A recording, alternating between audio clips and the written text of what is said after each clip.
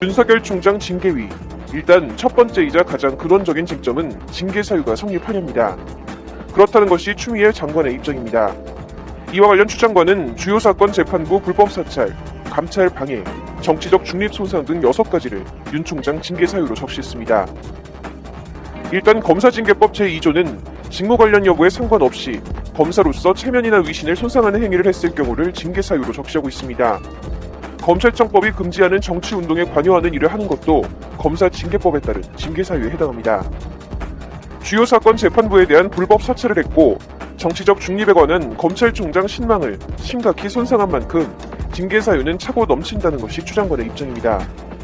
반면 윤 총장 측은 징계 사유 자체가 존재하지 않는다는 입장입니다. 핵심은 판사 사찰 논란입니다. 대검 수사정보정책관실에서 실행한 주요 사건 판사들에 대한 정보 수집이 재판 대응을 위한 통상 업무냐, 그 정도 범위를 넘어서 사찰로 봐야 하느냐 논란입니다. 추 장관은 대검 수사정보정책관실에서 수집할 수 없는 불법적으로 수집한 정보를 활용했다는 입장인 반면 대검은 증거 채택의 엄격성 등 재판 스타일을 파악하기 위한 것으로 모두 공개된 자료라는 입장입니다. 내일 열리는 윤석열 총장에 대한 2차 징계위에선 윤 총장이 받는 혐의가 실체가 있는지 여부를 두고 치열한 공방이 예상됩니다. 징계위 두 번째 쟁점은 징계위원들에 대한 윤 총장 측의 무더기 기피 신청과 이에 대한 징계위의 기각 결정입니다. 지난 10일 열린 윤 총장에 대한 1차 징계위에서 윤 총장 측은 참석 징계위원 5명 가운데 이용구 법무차관 등 4명에 대해 무더기로 기피 신청을 한 바 있습니다. 추 장관 측 인사들로 공정한 징계 심의를 기대하기 어렵다는 것이 기피 신청 이유인데 징계위는 이유 없다며 신청을 모두 기각했습니다. 일단 검사징계법은 공정을 기대하기 어려운 사정이 있을 때 기피를 신청할 수 있고 기피 신청을 받은 사람은 해당 의결에 참여하지 못한다고 되어 있습니다. 이런 가운데 윤 총장 측과 징계위는 서로 다른 내용의 대법원 판례를 들어 공방을 벌이고 있습니다. 일단 기피 사유가 공통의 원인에 기인하는 경우 자신에 대한 기피 의결뿐 아니라 다른 사람에 대한 기피 의결에도 참여할 수 없다는 것이 대법원에 확립된 판례입니다.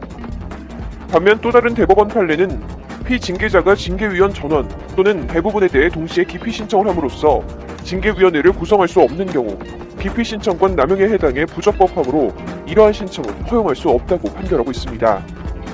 위원 5명 가운데 4명에 대해 기피 신청을 하고 그 가운데 3명에 대해선 공통의 사유로 기피 신청을 낸 것은 징계위를 구성하지 못하도록 하려는 기피 신청권 남용으로 받아들일 수밖에 없다는 게 징계위 기각 결정 취지입니다. 반면 윤 총장 측은 징계위가 절차를 농단해 검사징계법의 기피 신청 의결 절차 규정을 실질적으로 장탈했다고 반발하고 있습니다. 양측의 입장이 워낙 팽팽해 내일 열릴 2차 징계위에서도 또 한 차례 치열한 격돌을 예고하고 있습니다. 세 번째 쟁점은 징계위 위원 구성 관련입니다. 일단 검사징계법 제4조 검사징계위원회 조항은 위원회는 위원장 1명을 포함한 7명의 위원으로 구성하고 예비위원 3명을 둔다고 되어 있습니다. 논란의 핵심은 추미애 장관을 7명의 징계위원 가운데 하나로 포함할 수 있느냐입니다. 일단 검사징계법 제17조 2항은 징계를 청구한 사람은 사건 심의에 관여하지 못한다고 되어 있습니다. 추 장관이 윤 총장 징계를 청구한 만큼 추 장관이 징계위 심의에 참여하지 못한다는 데에는 이견이 없습니다.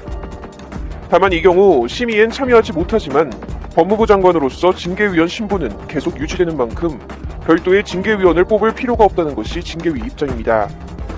반면 윤 총장 측은 추 장관이 제척 사유가 있어 심의에서 빠진 만큼 별도의 다른 징계위원을 뽑아 심의에 참여시켜야 하고 그렇게 안 하면 절차적 하자로 위법하다는 입장입니다.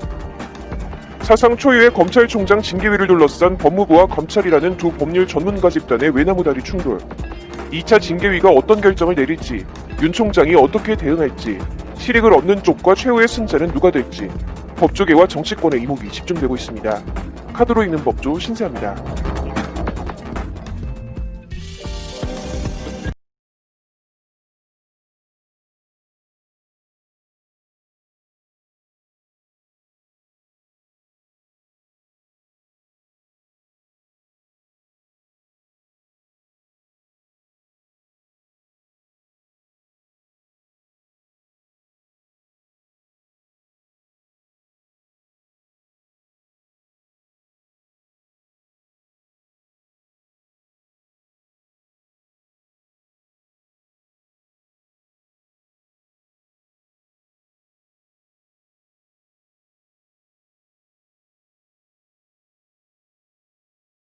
정당은 아스팔트 정당, 투쟁하는 정당 처음 생긴 거예요. 근데 우리가 지금 40만 당원에 4만 5천 책임 당원 있단 말이에요. 전체 당원이 6천? 당원 입당이 지난주 한 주만 6천 명이 입당했어요. 돈 내는 당원이 600 얼마예요. 이런 정당이 어디 있습니까? 그래서 우리 공화당이 가지고 있는 가치, 자유민주주의 체제에 대한 수호 정당, 그 다음에 자유시장 경제, 자유통일, 뭐 이것이 확고한 정당이에요. 이번에 보궐선거는 보수파가 어떤 방법으로 하나를 뭉칠 것인가 하는 방법을 찾는 거다. 그쵸. 보궐선거 이후에 11개월밖에 남지 않는 대통령 선거에 우파 대통합을 어떻게 이룰 거냐라는 시험대다. 네.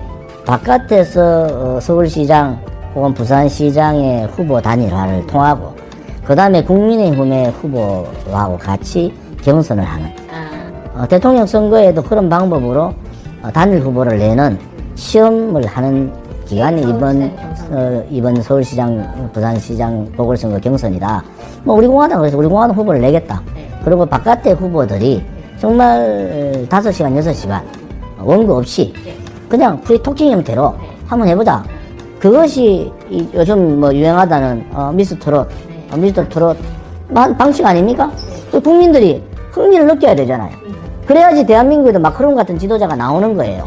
이제는 인물 중심이 아니라 서민과 함께하고 어떠한 문제에 대해서도 자기 스스로 문제 해법을 찾는 그러한 정치인을 만들어내는 거예요.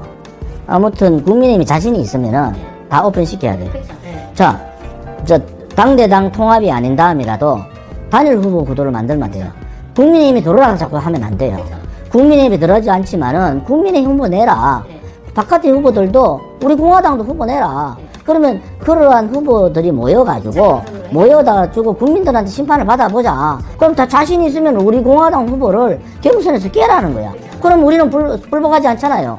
그런 자신감이 없이 103석이나 어디서 가지고 있는 정당이 그런 자신감 없으면 안 되죠. 윤석열 총장 같은 경우에 정계 입문 여부가 이제 관심사잖아요. 거기에 대해서 어떻게 보세요? 윤석열 총장은 정치 욕심이 있습니다. 뭐 주변 얘기를 들어봐도 그렇고 대권에 욕심이 있는 사람인데 윤석열 총장이 생각하는 대로 안 갈 겁니다. 검찰총장이 끝까지 간다 안 간다 모르는 상황이고 실질적으로 좌파들이 장기집권 업무, 장기집권 플랜에 윤석열도 들어가 있는 거예요. 오른쪽에 우파들이 후보를 못 내는 상황까지 감안을 하고 있다. 시기적으로 윤석열에 매몰되어 있다가 어느 날 갑자기 낙마하는. 그래서 지난번 반기문 같이 갑자기 낙마해버리면은 어쩔 수 없이 차선책이 아니라 차선책엔 홍준표를 내세울 수밖에 없는 상황이 왔지 않습니까? 이번도 그런 선거가 온다. 차선책이 나올 수밖에 없는 상황이 오면은 폭망하는 겁니다. 그래서 윤석열 총장이 문재인 좌파 독재 정권하고 사실 문재인 좌파 독재 정권의 망나니 칼을 가지고 국정농단 적폐청산에 망나니 칼춤을 춘 게 윤석열이 맞잖아요. 그런데 국민들은 아무튼 문재인 좌파 독재 정권은 벗어나야 되겠다. 그래서 윤석열에 대한 기대를 하고 있지만은 우리 공화당이 보는 관점은 달라요. 잘못하면은 윤석열 때문에 이 정권 이제 문재인 정권의 연장이 될 가능성도 대단히 높다 이래 보기 때문에 굉장히 우려스러운 눈으로 보고 있습니다. 또 윤석열 문제는 그 피해 당사자가 박근혜 대통령 감옥 계시잖아요. 언젠가는 박근혜 대통령께서 그 문제에 대해서 어떠한 결단을 내리실 거다. 그런 상황을 저희는 보고 있고. 대변인께서 하고 싶으신 말씀이나. 역시 박근혜 대통령의 그림자는 크고도 깊다. 꼭 집어서 박근혜 대통령이 뭘 잘못했느냐고 물으면은 국정농단 했다는 거야. 그럼 국정농단의 기준이 뭐예요? 헌법적 가치, 박근혜 대통령을 헌법재판소 재판에 파면할 때 헌법을 수호할 의지가 없었다. 역으로 따지면은 문재인 지금 정권은 문재인 씨는 헌법을 수호할 의지가 많았어요. 자유민주주의 체제에 대한 침탈을 하고 역사를 바꾸고 대한민국 우파의 역사를 좌파의 역사를 뒤에 흔들고 박근혜 대통령이 탄핵의 여건이 맞다 그러면은 문재인 씨는 탄핵을 100번 더 당했다는 거예요. 원전 문제. 그것은 국가기관 산업에 대한 뒤바꾼 정책 아닙니까? 거기에 따라서 벌어지는 일들이 얼마나 많습니까? 그 다음에 선거법 개입. 울산시장 선거 문제에 재판 보면은 문재인이라는 얘기가 15번 나옵니다. 라인 옵티머스의 권력형 비리 문제. 그 다음에, 예를 들어서, 우파 정권이 서울시장, 부산시장, 충남도지사가 성추행범으로 하루라도 견딜 수 있겠어요? 그거 하나만으로도 문재인 정권은 퇴진이 맞고, 문재인 정권